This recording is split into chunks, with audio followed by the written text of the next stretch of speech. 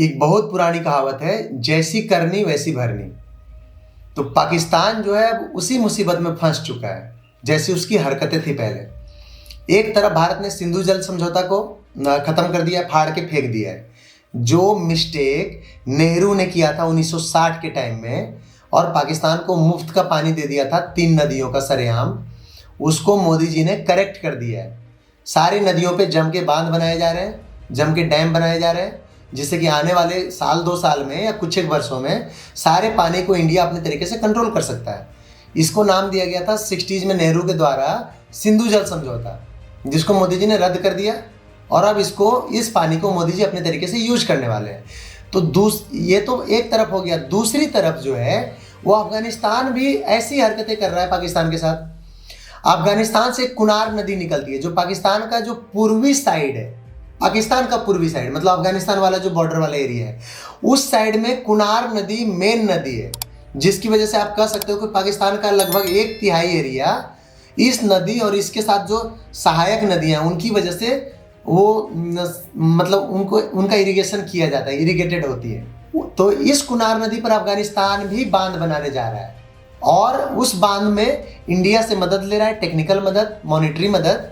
बना हालांकि अफगानिस्तान ही रहा है और पाकिस्तान को पानी के लिए तड़पाने के पूरे मोड में अफगानिस्तान या यूं कहें कि तालिबान आ चुका है। अब बेशक पाकिस्तानी किसानों को उछलने का मन कर रहा होगा, लेकिन सूखे की वजह से पैरों में ताकत नहीं बचा है। भारत और अफगानिस्तान के इस जल घेरे ने पाकिस्तान की नींद उड़ा दी है और चीन भी चुपचाप सोच रहा होगा कि कहीं उसका सीपेक भी पानी की मार से प्रभावित ना हो जाए। मैं हूं कौशलेंद्र कुमार और आज मैं इसी के बारे में बताने जा रहा हूं कि कैसे पहले भारत ने सिंधु जल समझौते को तो रद्द किया ही था, अब अफगानिस्तान ने कैसे कुनार नदी पे बांध बनाने का डिसीजन लेकर के पाकिस्तान को प्यासा मारने का प्लान कर लिया है। देखिए, सबसे पहले तो पाकिस्तान की भौगोलिक स्थिति को ब्रीफ में समझिए। पाकिस्तान में जितनी भी नदियां आती है उनमें से लगभग सारी, एक आध को छोड़ दिया जाए तो, या तो भारत से पाकिस्तान में जाती है या अफगानिस्तान से पाकिस्तान में जाती है। पानी के मामले में पाकिस्तान की हालत बहुत दयनीय है और पाकिस्तान पूरी तरह से भारत और अफगानिस्तान पे डिपेंडेंट है। या तो पाकिस्तान की मैक्सिमम नदियां भारत से निकलती हैं या फिर अफगानिस्तान से। हार्डली एक आध नदी होगा जो भारत और अफगानिस्तान को छोड़ के पाकिस्तान में आती है कहीं और से। तो 1960 का जो सिंधु जल समझौता हुआ था उसमें नेहरू ने जो डील किया था वो कुछ ऐसा था कि 6 नदियों में से 3 नदियां, रावी, ब्यास और सतलुज, इनका पानी बोला था कि भारत रखेगा और बाकी 3 नदियों का पानी पाकिस्तान को मुफ्त में दे दिया था, सिंधु, झेलम और चिनाब का। मतलब नेहरू ने मनमाना किया था, जैसे कि यहाँ पे नेहरू जी के पिताजी की नदियाँ थी, उन्होंने सीधे सीधी 3 नदियाँ पाकिस्तान को दान में दे दी, दहेज में दे दिया, जिसको मोदी जी ने जब स्थगित किया तो अब भारत इन पे सब पे डैम बना रहा है। जैसे भारत चिनाब पे बागलिहार डैम बांध बना के पानी रोकना शुरू कर दिया है। पाकिस्तान गुहार लगाते रह गया विश्व बैंक से, तो IMF से, तो अमेरिका से, तो दिस दैट से, लेकिन सबने उसको बोल दिया कि भाई हम लोग दखल अंदाजी नहीं करेंगे, ये आपका इंटरनल मैटर है और खास करके इंडिया का इंटरनल मैटर है। तो ये तो था भारत के साथ पाकिस्तान का जो संधि हुआ था उसका ब्रीफ। अफगानिस्तान के साथ तो पाकिस्तान का कोई संधि भी नहीं हुआ है। मतलब there is no deal of rivers between Afghanistan and Pakistan. Pakistan Afghanistan के बीच में कोई जल संधि नहीं है। मतलब ये अफगानिस्तान की मर्जी पे है कि जब तक अफगानिस्तान चाहे पाकिस्तान में पानी आने दे अपनी नदी कुनार का और बाकी नदियों का। जब अफगानिस्तान का मन नहीं करेगा तो नहीं आने देगा। कोई डील साइन नहीं है उनके बीच में। मतलब अफगानिस्तान में तो कोई नेहरू था नहीं जो मुफ्त में दहेज में पाकिस्तान को फ्री में नदी का पानी दे दिया होता, तो उन्होंने दिया नहीं है। अफगानिस्तान एक तरह का पुअर कंट्री रहा है थ्रू आउट, तो बोल सकते हैं कि या तो उनके पास पैसे कम पड़े बड़े बड़े प्रोजेक्ट्स बनाने के लिए नदियों पे, या फिर उन्होंने इस पे ध्यान नहीं दिया। इस वजह से अफगानिस्तान की नदियों का पानी पाकिस्तान में थ्रू आउट फ्री में जाता रहा और मुफ्तखोर पाकिस्तान मुफ्त के पानी का मजा लूटते रहे। और अब जब अफगानिस्तान ने डिसाइड कर लिया है, जब पाकिस्तान ने अफगानिस्तान पे हमला किया था अभी अक्टूबर में, अफगानिस्तान पे हवाई हमले, जमीनी हमले, हर तरह के हमले किए, जिससे फ्रस्ट्रेट होकर के अफगानिस्तान ने भी पाकिस्तान पे हमले करके पाकिस्तान को भारी क्षति पहुंचाई। तो इसके बाद गुस्साए अफगानिस्तान ने डिसीजन ले लिया है कि चूंकि अफगानिस्तान पाकिस्तान के बीच में कोई संधि है नहीं, तो अफगानिस्तान अपनी मनमर्जी से अपनी नदियों पे जहाँ चाहे वहाँ बांध बनाएगा, डैम बनाएगा, या जो मर्जी वो करेगा उस पानी के साथ। और अफगानिस्तान को पाकिस्तान को इसके लिए इन्फॉर्म भी नहीं करना है, अनुमति भी नहीं लेनी है पाकिस्तान से। खैबर पख्तूनख्वा, बलूचिस्तान प्रांत, ये सब पूरी तरह काबुल और कुनार नदियों के पानी पे डिपेंडेंट है। अगर इन नदियों का पानी कम हो गया या बंद हो गया तो ये सब प्रांत जो है वहाँ पीने को भी लोग तरस जाएंगे।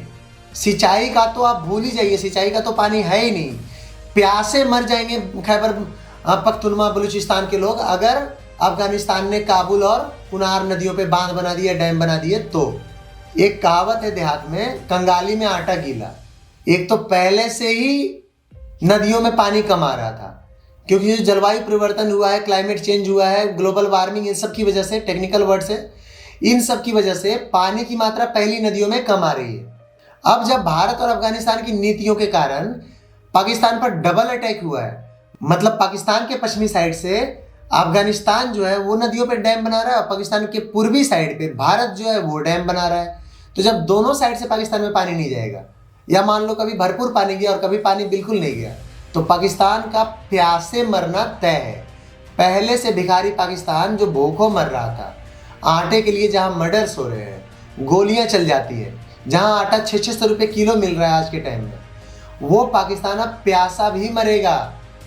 सिंचाई और धोने के लिए पानी तो पाकिस्तान को नसीब नहीं ही होगा, पीने के लिए भी पानी पाकिस्तान को नहीं मिलने वाला है।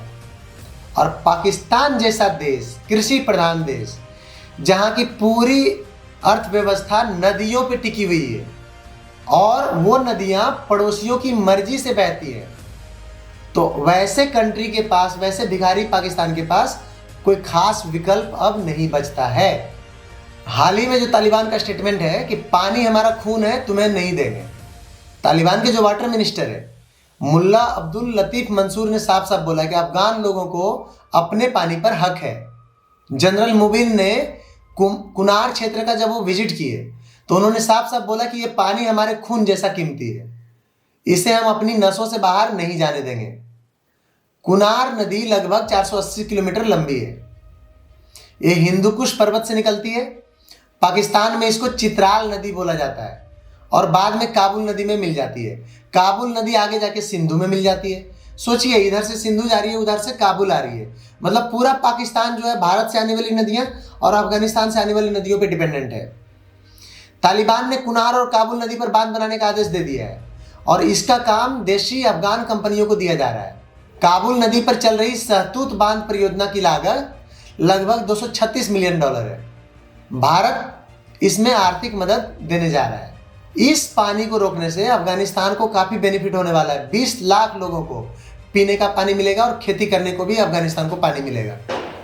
इतना ही नहीं, बिजली भी 45 मेगावाट का जनरेट होगा, 1.5 लाख एकड़ जमीन की सिंचाई भी हो पाएगी। तो इन सब से आप समझ सकते हो कि अफगान के लोगों को कितना बेनिफिट होगा। और पाकिस्तान को जाने वाला पानी जो है वो आराम से 15 से 20% घट जाएगा और आने वाले समय में ज़्यादा भी घट सकता है। ऐसे में सवाल उठता है कि भारत का यहाँ पे क्या भूमिका है, मतलब ये जो वाटर वॉर चल रहा है इसमें भारत का क्या रोल है। तो देखिए, भारत और अफगानिस्तान का जो तालमेल है वो पाकिस्तान के लिए बहुत सीरियस चुनौती बना हुआ है आज के टाइम में। विदेश मंत्री एस जयशंकर और अफगान विदेश मंत्री आमिर खान मुत्ताकी, इन्होंने मई 2025 में जल सहयोग वगैरह पर डील किए हुए हैं। भारत पहले भी अफगानिस्तान में सलमा बांध बना चुका है, 42 मेगावाट का इलेक्ट्रिसिटी प्रोड्यूस करता है वो, जो वहाँ की सिंचाई और बिजली में दोनों में मदद करता है अफगानिस्तान को।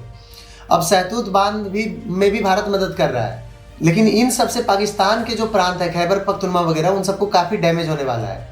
मतलब बेसिकली भारत अफगानिस्तान को जस्ट मदद कर रहा है और इसकी वजह से पाकिस्तान ऑलमोस्ट बर्बादी के कगार पे पहुंच रहा है।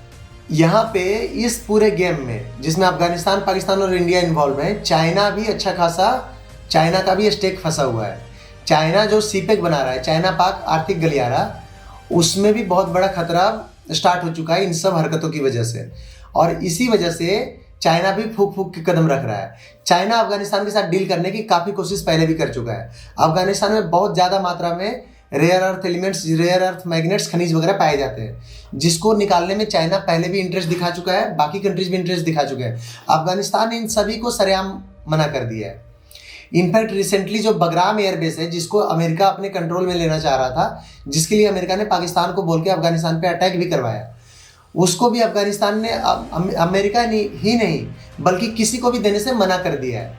जो सूत्रों के अनुसार जो बताया जा रहा है वो ये है कि अफगानिस्तान के विदेश मंत्री रसिया में पुतिन से मिलने गए और वहाँ बैठ करके उन्होंने डिसाइड किया है कि ये बगराम एयरबेस जो है वो भारत को दिया जाएगा, किसी और को नहीं।